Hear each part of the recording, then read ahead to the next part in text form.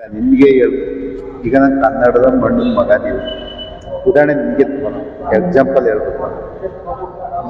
ಅಲ್ಲಿ ಹೇಳ್ತಾನೆ ನಮ್ಮ ಕನ್ನಡ ಎಷ್ಟು ತಂದೆ ತಾಯಿ ಅಂದ್ರೆ ಇದ್ದೀರಾ, ನಮ್ಮ ಮಗಳು ಇಂಜಿನಿಯರ್ ಆಗ್ಬೇಕು, ನನ್ನ ಮಗ ಡಾಕ್ಟರ್ ಆಗ್ಬೇಕು ಅಂತ ಥಿಂಕ್ ಮಾಡಿದ್ದೀರಾ. ಸತ್ಯನ ಸುಳ್ಳು?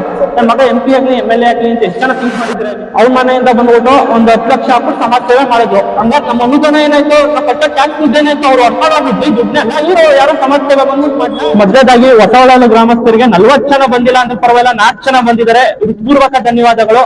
ನಾವು ಲೋಕ ಡಿಜಿಟಲ್ ಮೀಡಿಯಾ ಎಂಬ ಒಂದು ಯೂಟ್ಯೂಬ್ ಚಾನೆಲ್ ಇಂದ ಎಲೆಕ್ಷನ್ ಅಂದ್ರೆ ಏನು, ಎಲೆಕ್ಷನ್ ಬಗ್ಗೆ ಸಣ್ಣದಾಗಿ ಒಂದು ಜಾಗೃತಿ ಮೂಡಿಸೋ ಹೋಗಕ್ ಬಂದಿದೀವಿ. ಅಳಿವಿ ಸೇವೆ ಅಂತಾನೆ ಅನ್ಕೊಬಹುದು. ಈಗ 4 ಜನ ಅನ್ಕೊಂತಿರ್ಬೋದು ಏನೋ ಇವ್ನ್ ಚಾನಲ್ ಬೆಳೆಸ್ಕೊಳಕ್ ಬಂದಿದ್ದಾನೆ, ಇವ್ನ್ ಬೆಳೆಸ್ಕೊಳಕ್ ಬಂದಿದ್ದಾನೆ ಅಂತ. ಹಂಗಂತ ದಯವಿಟ್ಟು ಅನ್ಕೊಳಕ್ ಹೋಗ್ಬೇಡಿ. ಯಾಕೆ ಅಂದ್ರೆ ನಾವು ಯಾವ್ದೋ ನಟರ ಬಗ್ಗೆ ಮಾತಾಡಿದ್ರೆ, ಒಂದು ಮೂಲೆ ಕುತ್ಕೊಂಡು 4 ಜನ ಗೋಡೆ ಮೂಲ ಮಧ್ಯೆ ಕುತ್ಕೊಂಡು ಮಾತಾಡಿದ್ರೆ ನ್ಯೂಸ್ ಚೆನ್ನಾಗ್ ಹೋಗುತ್ತೆ. ಇಂಥ ವಿಚಾರದ ಬಗ್ಗೆ ಮಾತಾಡಿದ್ರೆ ಯಾರು ನೋಡೋರೇ ಇರಲ್ಲ. ಪರವಾಗಿಲ್ಲ, ಆದ್ರೂ ನಮ್ಮ ವೃತ್ತಿ ಧರ್ಮ ನಾವು ಪಾಲಿಸ್ಬೇಕು. ನನ್ನ ಹೆಸರುಗಳು ತಗೊಳಕ್ಕಾಗಲ್ಲ, ಮಾಧ್ಯಮಗಳ ಹೆಸರು ನೀವೆಲ್ಲ ಗಮನಿಸ್ತಾನೆ ಇದ್ದೀರಾ. ಆ ಪಕ್ಷದಿಂದ ಈ ಅಭ್ಯರ್ಥಿ ಅಲ್ಗೋದ್ರು, ಆ ಅಭ್ಯರ್ಥಿ ಇಲ್ಲಿಗೆ ಬಂದ್ರು, ನೀವೆಲ್ಲ ಗಮನಿಸ್ತಾ ಇದ್ದೀರಾ ಅಲ್ವಾಣ? ಸಮೀಕ್ಷೆ ತಗೊಳೋಗ್ತಾರೆ. ನಿಮ್ದು ಎಲೆಕ್ಷನ್ ಬಗ್ಗೆ ಯಾರಿಗೋ ಹಳ್ಳಿ ಜನಗಳಿಗೆ ಆಗ್ಲಿ ಜಾಗೃತಿ ಮೂಡಿಸೋರೇ ಇಲ್ಲ.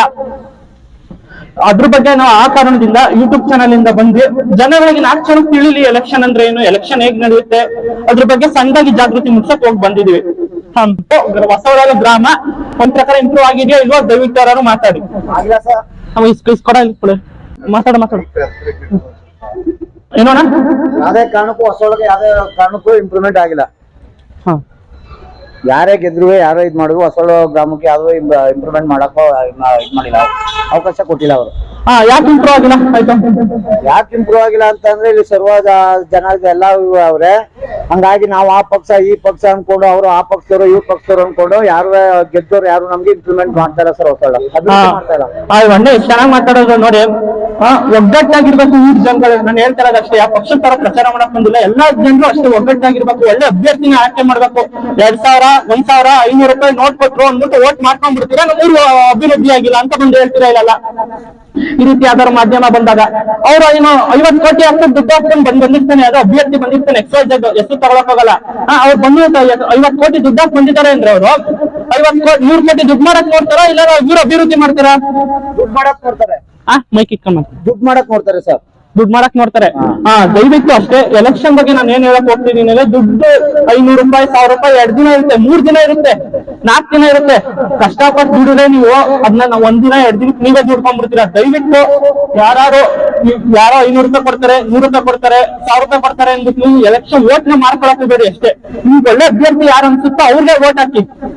ಅದ್ ಯಾರಾದ್ರೂ ಅಷ್ಟೇ. ನೀವು ಮೇಲೆ ಯಾವ್ದೇ ಪಕ್ಷದವ್ರು ಇರ್ಬೋದು, ನೀವು ಇಲ್ಲಿ ಒಳ್ಳೆ ಅಭ್ಯರ್ಥಿನ ಆಯ್ಕೆ ಮಾಡೋಗಿದೆ ಅಲ್ಲಿ ವಿಧಾನಸೌಧದಲ್ಲಿ ಟೇಬಲ್ ತಟ್ಬಿಟ್ಟು ನಮ್ಗೆ ಇಂಥ ಅನುದಾನ ಬೇಕು ನಮ್ಮ ಊರಿಗೆ ಅಂತ ಕೇಳ್ತಾನ ಅವನು.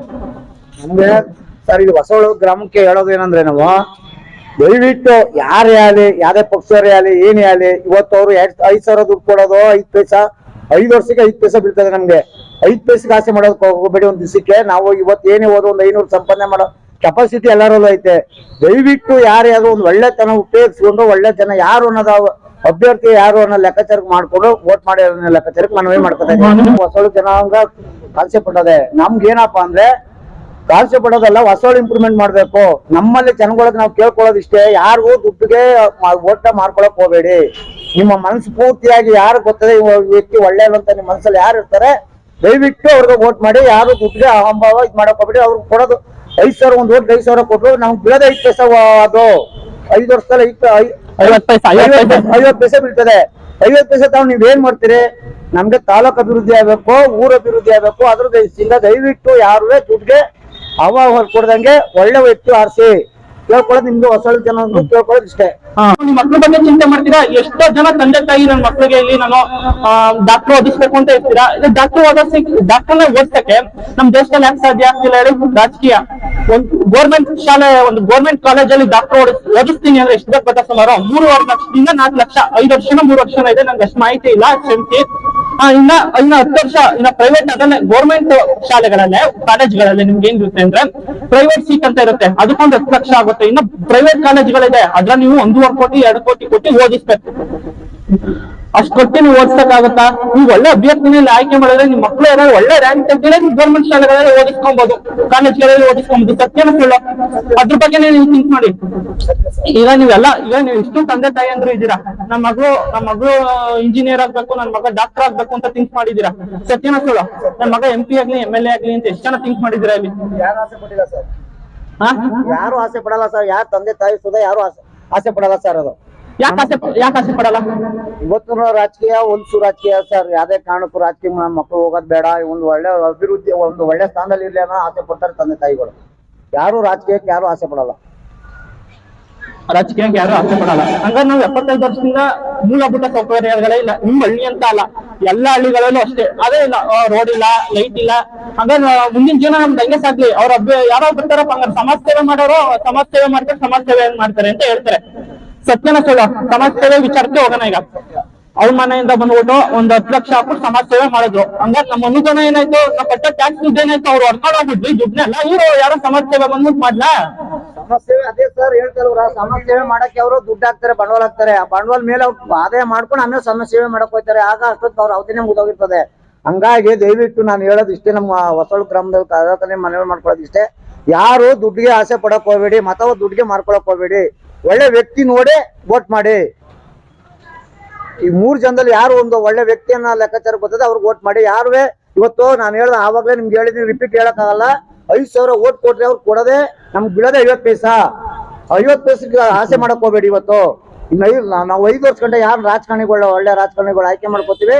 ದಯವಿಟ್ಟು ಅದ ನಿಮ್ಮ ಹೊಸಳಲ್ಲಿ ನಮ್ಮ ಗ್ರಾಮಸ್ಥರಿಗೆ, ಅಕ್ಕ ತಂಗಿಯರಿಗೆ, ಅಣ್ಣ ತಮ್ಮದರಿಗೆ ಕೇಳ್ಕೊಳ್ಳೋದು ಇಷ್ಟೇ. ನಿಮ್ಮ ಸ್ವಂತ ಬುದ್ಧಿಯಿಂದ ನೀವು ಯಾರು ಒಳ್ಳೆ ವ್ಯಕ್ತಿ ಅಂತ ಇದ್ ಮಾಡಿ ನಿಮ್ ಮನ್ಸಲ್ಲಿ ಬರ್ತದೆ ಅವ್ರಿಗೆ ವೋಟ್ ಮಾಡಿ. ಬೇರೆಯವ್ರು ಮಾತಾಡೋರಿದ್ರೆ ಗ್ರಾಮಸ್ಥರು ಮಾತಾಡ್ಬೋದು. ನಮ್ಮ ಕೇರ್ಪೇಟೆ ವಿಚಾರ ನಮ್ಗೆ ರಾಜ್ಯದಲ್ಲಿ ಏನಾರು ಆಗ್ಲಿ, ನಮ್ಗೆ ನಮ್ ಕೇರ್ಪೇಟೆ ಮುಖ್ಯ. ಮೊದಲು ನಮ್ಗೆ ಉತ್ತಮ ನಾಯಕರುಗಳು ನಮ್ಗೆ ಬೇಕಾಗಿರೋದಿಲ್ಲ. ನಮ್ಮ ಕಷ್ಟ ಸುಖ ಏನು ರೈತರಿಗೆ ಏನೇ ಒಂದು ಸಮಸ್ಯೆ ಆದ್ರೆ ಸ್ಪಂದಿಸುವಂತವ್ರು ಇರ್ಬೇಕು. ಅದ್ ಬಿಟ್ಬಿಟ್ಟು ನಾವು ರಾಜ್ಯದಲ್ಲಿ ಯಾವ ಸರ್ಕಾರನಾದ್ರು ಬರ್ಲಿ ಸರ್, ನಮ್ಗೇನ್ ತಲೆ ಕೆಡಿಸ್ಕೊಳ್ಳೋದಿಲ್ಲ. ನಾವು ನಾರಾಯಣಗೌಡರು ಬರೀ ಇಲ್ಲಿ ಸುಮ್ನೆ ನಾವು ಅಭಿವೃದ್ಧಿ ಮಾಡ್ತೀವಿ ಅನ್ಬಿಟ್ಟು ಅವ್ರು ಅಭಿವೃದ್ಧಿ ಆದ್ರೂ ಹೊರತು ಏನ್ ಬೇರೆಯವ್ರಿಗೇನಿಲ್ಲ, ಏನ್ ಅಭಿವೃದ್ಧಿ ಮಾಡಿಲ್ಲ ಅವರು. ಸುಮ್ನೆ ಇಲ್ಲಿ ಹೇಳ್ತಾರೆ ನಮ್ಗೆ ಕೇರ್ಪೇಟೆಲ್ ಹಂಗ್ ಮಾಡಿದೀವಿ, ಇಲ್ಲಿ ನಮ್ಮ ಊರಲ್ಲಿ ಕೆರೆ ಮಾಡ್ಬಿಟ್ಟಿದೀವಿ, ಇದ್ ಮಾಡ್ಬಿಟ್ಟಿದೀವಿ. ಏನ್ ಅವ್ರ ಮನೆ ದುಡ್ಡಿಂದ ಏನ್ ಮಾಡ್ತಾವ್ರ? ಎಲ್ಲ ಸರ್ಕಾರದ ದುಡ್ಡಿಂದ ಮಾಡ್ತಾವ್ರೆ. ನಮ್ ದುಡ್ಡ ನಮ್ಗೆ ಮಾಡಕ್ಕೆ ಅವರೇ ಮಾಡ್ಬೇಕಾ? ಯಾರೇ ಗೆದ್ರುವೆ ಅಭಿವೃದ್ಧಿ ಮಾಡೇ ಮಾಡ್ತಾರೆ. ಈ ಸರಿ ನಿಜವಾಗ್ಲೂ ಖಂಡಿತವಾಗ್ಲೂ ಇಲ್ಲಿ ಆಂಜನೇಯ ದೇವಸ್ಥಾನದ ಹತ್ರ ಹೇಳ್ತಾ ಇದೀನಿ, HD ಮಂಜಣ್ಣ MLA ಆಗೇ ಆಯ್ತಾರೆ, ಕುಮಾರಣ್ಣ ಮುಖ್ಯಮಂತ್ರಿ ಆಗೇ ಆಯ್ತಾರೆ ಸರ್. ಅಣ್ಣ ಈಗ ಒಳ್ಳೆ ಮಾತಾಡಿದ್ರಿ. ಕುಮಾರಣ್ಣ ಅವರೇ ನೀವು ಹೇಳ್ದಂಗೆ ಮುಖ್ಯಮಂತ್ರಿನೂ ಆಗ್ಲಿ, HD ಮಂಜಣ್ಣವರೇ ಆಗ್ಲಿ, ಯಾರು ಗೆದ್ಲಿ ಅದು ನಿಮ್ಮ ವೈಯಕ್ತಿಕವಾದ ಅಭಿಪ್ರಾಯ. ನಾನ್ ಕೇಳೋದು, ಊರು ಅಭಿವೃದ್ಧಿ